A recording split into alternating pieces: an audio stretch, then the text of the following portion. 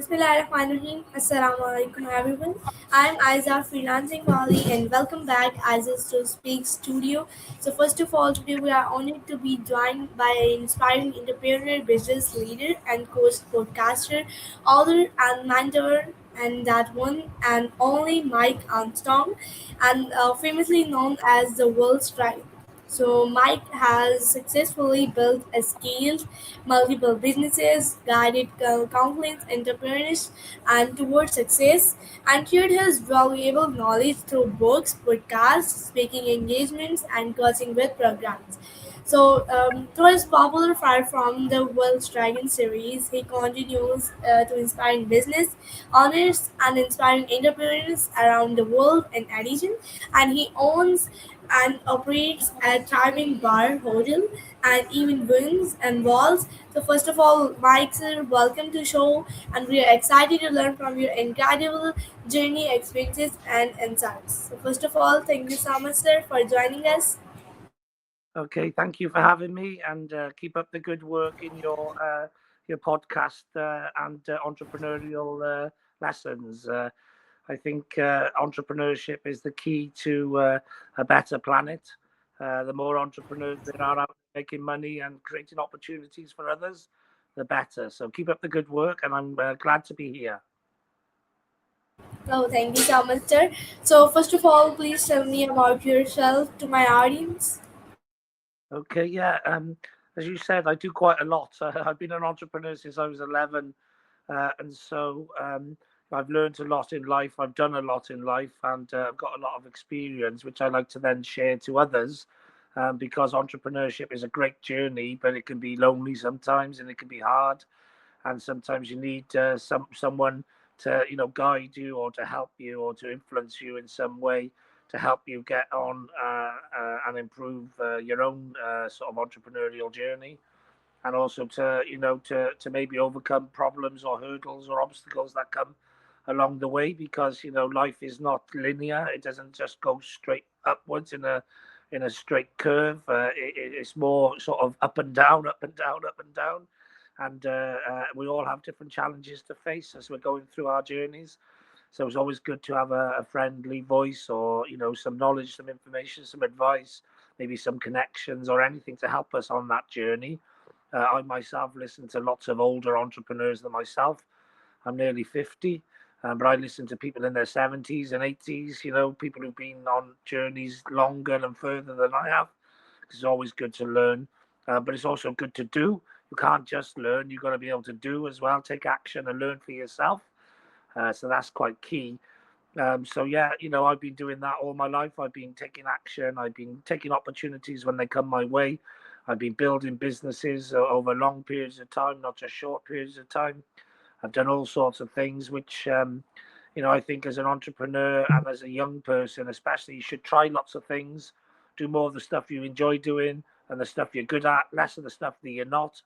But you can always upskill as well, and just enjoy life, enjoy the journey, and enjoy getting better at what it is that you do.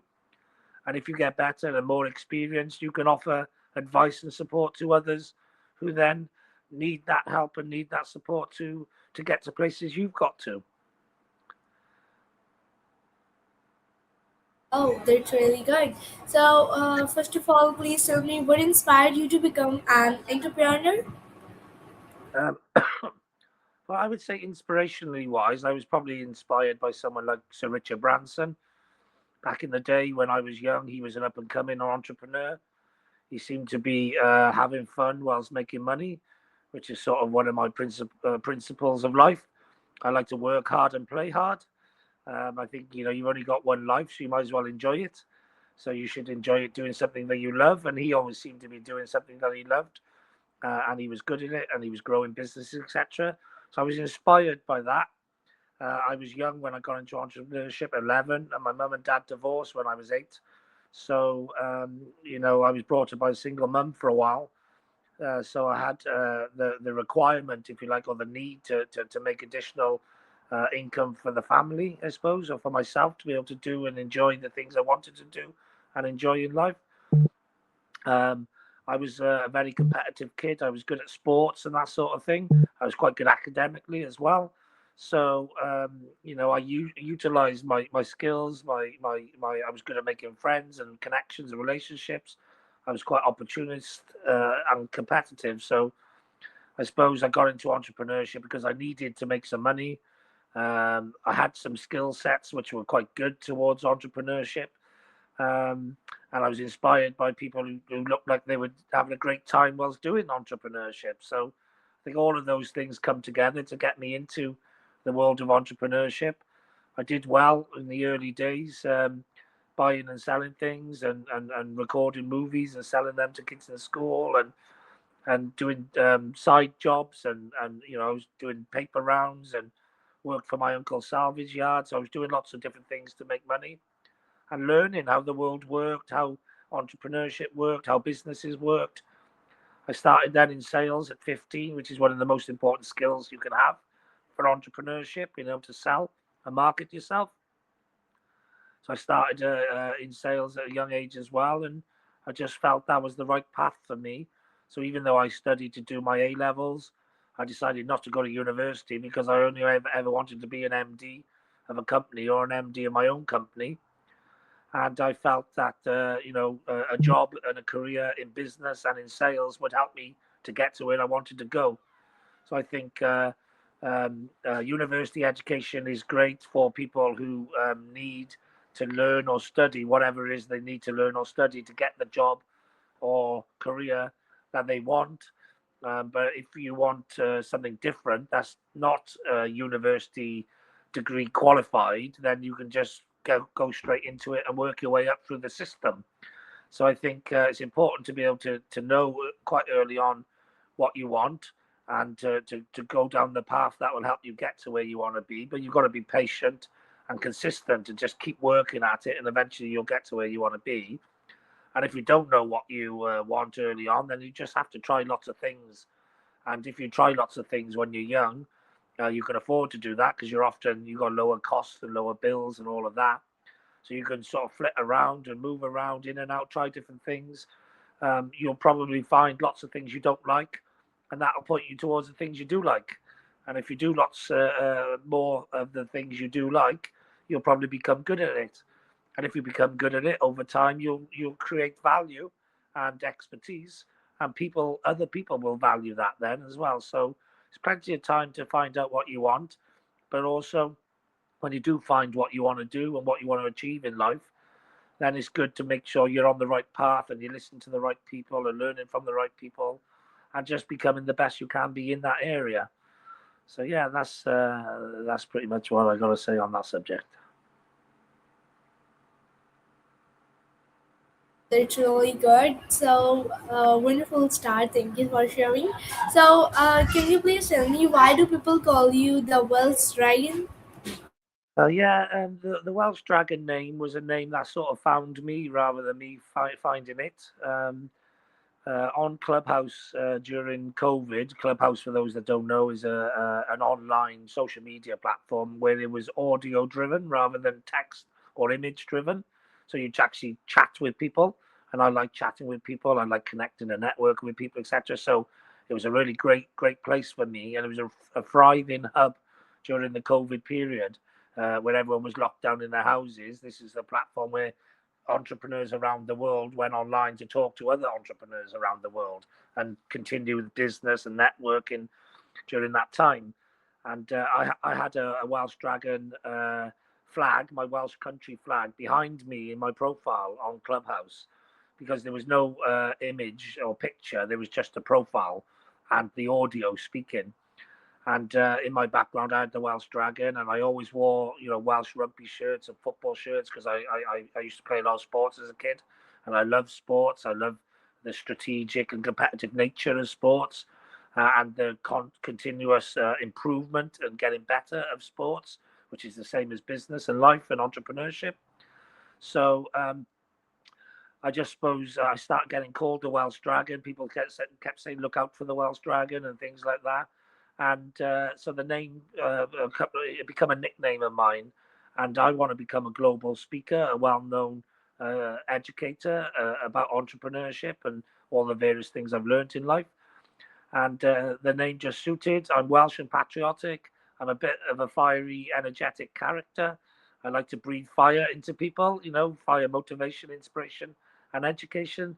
So the name found me. I didn't find it or choose it. It chose me, but it fitted my life and what I'm looking to do and my goals and my aspirations. So I decided to run with it and to even use it myself now. So I use it myself. I think personal branding and branding in general is very important in business and in entrepreneurship. And I think, the Welsh Dragon is a great brand. It suits me. It fits me. It fits what I want to do. So I now use it as my brand and as part of who I am, as part of my identity.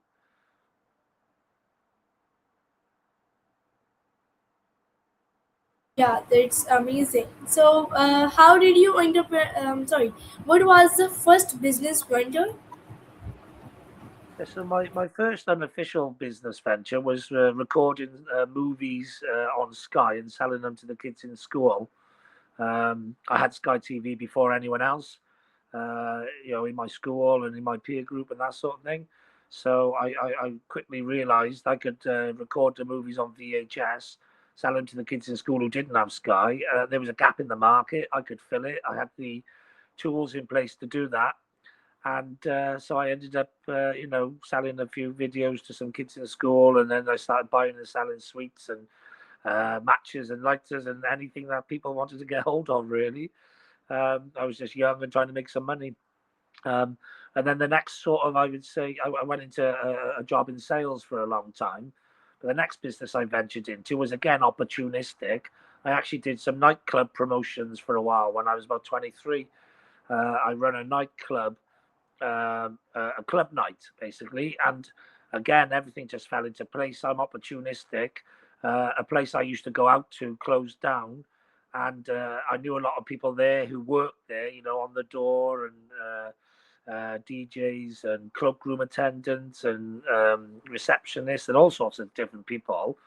And one night closed down that I used to go out to, and a friend of mine was managing a restaurant, and it had a room, a basement room underneath that was free. And I knew lots of people who were connected to the sort of dance music, house music scene at the time. So I just put everyone together with an idea and a vision and the opportunity for the location. And I started doing my own nightclub promotional nights for about a year. um, and that's what I've done most of my life. Really, is I've been active and I've been busy doing jobs and various different business ventures, etc. But I always keep my eyes open, I keep my ears open, and I look for opportunities. And that's what I think entrepreneurs do. At the end of the day, they look for problems they can solve. They look for gaps in markets that they can fill, or they look at things that they can put together through their connections or their relationships or the people around them. And so there's various different ways of getting into entrepreneurship. But as long as you can solve a problem, bring a group of people together, or find a gap in the market and find a unique way of filling it, then there'll always be gap and need and opportunities for entrepreneurs.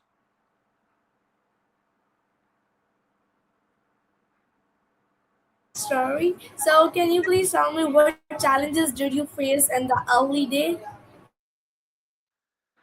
Yeah, so I think, well, the challenge in the early days of any business, the challenges are bringing in customers, building credibility, bringing in revenue, cash flow. Then the problems, unless you come from a wealthy background where you can chuck money at it, or you can, get someone to give you a grant or some funding. You've got to sort of bootstrap your business. You've got to prove the concept of it. You've got to go out there, get customers, and make sales.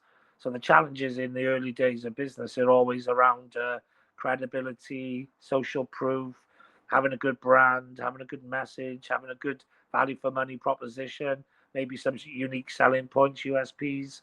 You need to build all of those things, and the more you can build those things and improve on those things, the better and easier sales will be. So the better value for money proposition you can give in competition to the rest of the marketplace, the more likely people are going to say yes than no. The better branding and social proof and credibility you have, the more likely people are going to build trust to go with you. The more unique proposition you have, or if you've got a unique product or something that's really different, the more likely people will choose you. If it's solving a problem or filling a gap in the market, they're more likely to choose you than someone else because there's not many options. So, being able to create something that is desirable, or really solving a problem that needs solving, or having the expertise to be able to do things a little bit different than other people you're competing with. Any of these things give you the opportunity and the ability to be able to close business and sell business, because sales is a skill and it's an art form, and you can become good at selling rubbish things. But it's much easier to become good at selling good things, and to be solving good problems, and to be offering great value. And sometimes in the early days in business, you have to offer exceptional value, maybe do more than other people would do for the money, because you're competing with other people maybe who have better expertise. So you have to understand that you have less expertise, so therefore you have to offer more service or more value. And the more value you offer and the greater service you offer, I always used to say to my sales guys when I did corporate sales training, etc., to a proposal, give something of value, and they can't say no to. So sales will increase if you give people. I call it a no-brainer. Put a proposal together, and that is a no-brainer. It's such good value for money that they can't say no. And once they don't say no, they'll come to you. Yes, you might have to work harder in the early days, but those customers will become brand advocates for you if you do a good job, and they'll tell other people about it. So you'll get your value back on what you've given to them by them giving it to you, by referring other people to you. And you'll also gain testimonials and case studies and social proof, which will all help other future sales make the decision to use you, because there's credibility and social proof, and people telling you, giving testimonials and telling other people about you.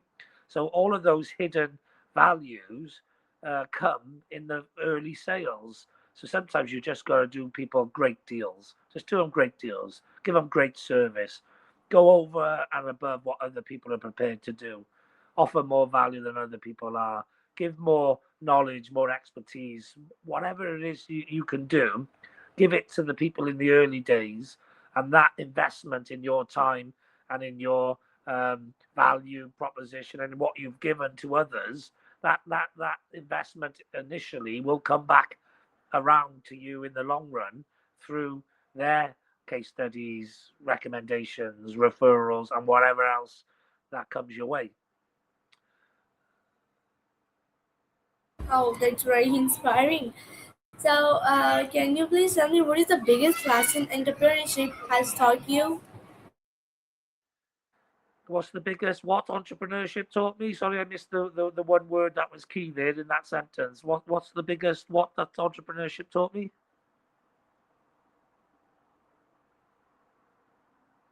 Can you please again repeat? Yeah, what was the question again? Please repeat. Yeah, yeah, of course. I'm saying that what is the biggest lesson entrepreneurship has taught you? Yeah, what's the biggest lesson entrepreneurship has taught me? Well, besides what I said there about offering value and trying to be the best. Don't try and be the same as anyone else in what you're doing and in the industry. Try and be the best that you can be in the industry, and ideally the best in the industry. So either become the expert in the industry, or offer the best value in the industry. Go the extra mile, because it's not very crowded. And so just go further and farther than other people are prepared to go, to be able to offer much better value. So that's one lesson I think that I've learned is whilst working on becoming the expert, which I always try to be in whatever it is that I do. I'm always self-learning, and knowledge is power, and then learning off mentors and other peer groups and whatever. So become the expert, but whilst you're becoming an expert, offer the best value for money in the marketplace for what it is that you deliver, and you're going to get much more traction. That's one lesson I've learned. And then the other lesson I've learned through life and entrepreneurship is to never give in, because ultimately there's a lot of people who fall by the wayside in business, in entrepreneurship, and in life. They fall by the wayside because they give up, and sometimes and often they give up when they're close to maybe making a breakthrough. They don't see that there's a breakthrough coming, because they're in the day-to-day grind, and it's tough and it's hard, especially in the early days. And some people aren't built for toughness and a hard grind, and they give up early. But ultimately, if you never give in and you don't give up, it's hard to beat someone who never gives in and never gives up. And the more you consistently take action in the right areas in your business and in your life and in your growth and in your entrepreneurial journey, the more you persist and you don't give up, and the more consistent you get, and the more experience you gain, and the more knowledge you gain, and the more guidance you gain from others, and the more connections you gain, etc. All of these things will help you make your breakthrough, but they won't help you if you give up at some point. So you have to just keep going. You have to sometimes pivot. You have to maybe move to a different direction or whatever, but you need to continue on the long goal, the long life goal that you have, or the long dream that you're trying to achieve. You need to keep working at it and keep going for it. It doesn't really matter how long it takes. All I can say is if you keep at it and you keep learning, you keep developing, you keep adapting, you keep connecting with different people and new people and learning from mentors and that, what I can guarantee is you'll definitely get much closer to where you're trying to get to than you would if you didn't do all of those things. And I can't guarantee success and achievement for everybody, but I can guarantee if you're patient enough and you're consistent enough and you keep developing enough, and you're going to get very close. You'll get close to where you want to get to. Time is a great leveler. A lot of people overestimate how much you can get done in a short amount of time, and often miss deadlines and things like that. But they underestimate what can be achieved over a large amount of time. It's a bit like a drip effect on a house. There could be a drip coming from the roof on a house, and it could, have no effect to that building in a short amount of time. But if that drip keeps dripping, it can destroy the house over the course of a lifetime. So just be the drip effect. Keep doing what you do every day. Turn up and do a little bit more, and a little bit more. Ideally, you can turn that big drip into a bucket of water, or you can turn it into a swimming pool of water by learning and growing and becoming even better, which means you'll destroy the house quicker. But even if you just drip, drip, drip, drip, drip for a long period of time, then you can get to whatever you want to get to. You can achieve massive things over time. So that's something I like to teach young entrepreneurs: is be patient, be consistent, and just make sure you're at least dripping every day whilst you're working on trying to find the buckets of water to accelerate the process.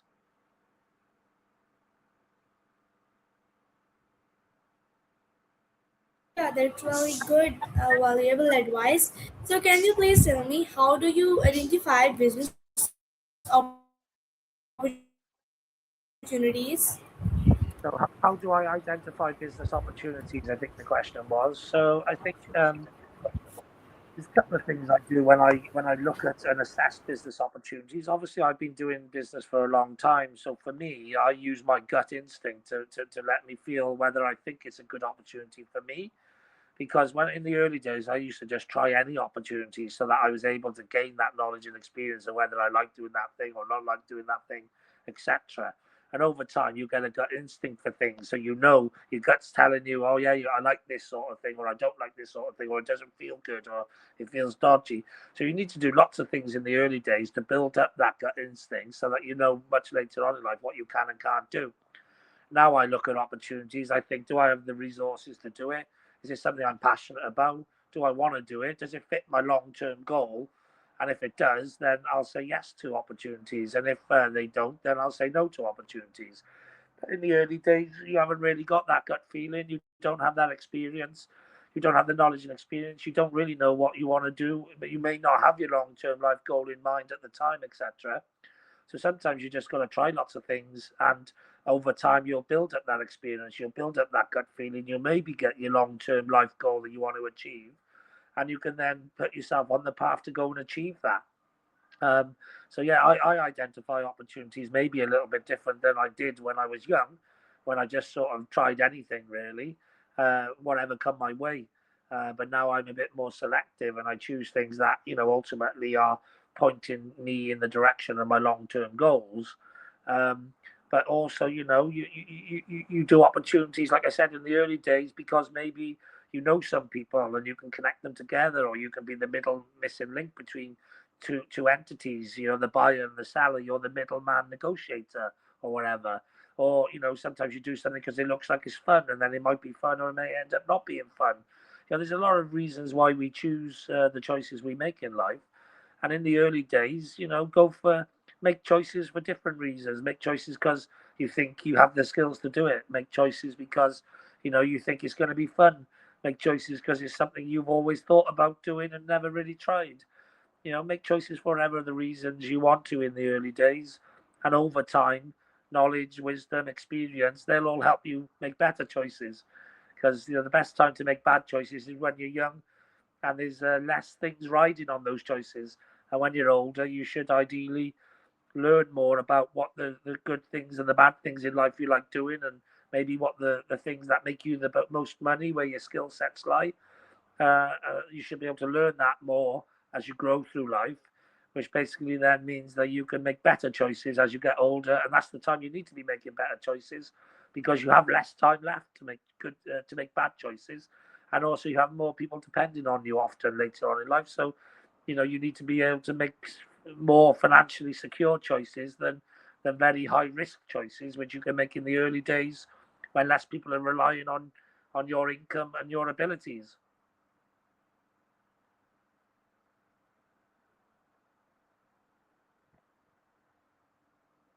A nice answer. So, can you please tell me what separates successful entrepreneurs from the rest? Can you please tell me? Yeah, I think often successful entrepreneurs aren't that different from unsuccessful entrepreneurs. In knowledge, in skills, in experience, all those sort of things. There's not always a massive difference. Sometimes successful entrepreneurs are lucky, because if you keep working at something and you're consistent for a while, then luck can find you, because luck is more likely to find you. Opportunities are more likely to find you if you're waking up every day and consistently working on something, than if you're not actually looking for opportunities, or you're not putting yourself out there in the world to find those opportunities. So some successful entrepreneurs are lucky. Some are just, they just will not give up. And so they just continue to go until they have a lucky break, or until an opportunity arises, or until something comes their way. I think also some are very clever, very strategic. So if you can work smart instead of hard, that's great, especially if the smart working can get you better results.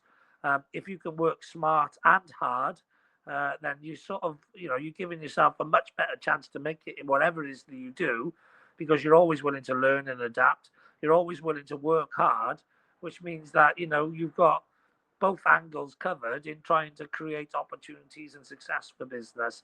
So I think some entrepreneurs have great instinct and spirit. Some entrepreneurs are great with people, and so they surround themselves with great people, and the people build their business or build their entrepreneurial spirit. There's a lot of different blueprints to success in entrepreneurialism, but the winners from the losers often are the ones who just didn't give up. They're the ones who kept going. They're the ones who utilized their skill set, whether it be in working with people, or managing people, or coming up with great ideas, or being smart and clever in the marketplace, or being just consistent. There's lots of different ways to success, and the ones who make it and the ones that don't, the difference is generally just that persistence, that desire to keep going, that willingness not to give up, and sometimes the specific expertise in building teams or relationships, or solving problems in a genius type mind, or sales and the sales ability, because you know you don't have to be selling something that great if you're good at sales. Whereas you could be selling something that is amazing, but if you're bad at sales, you can have no business and no revenue and no. So, there's lots of different ways of making it in this world, but persistence, consistency, the willingness never to give in, the willingness to continue to keep evolving and learning. They're some of the things that separate the real winners from the losers in business and in entrepreneurship.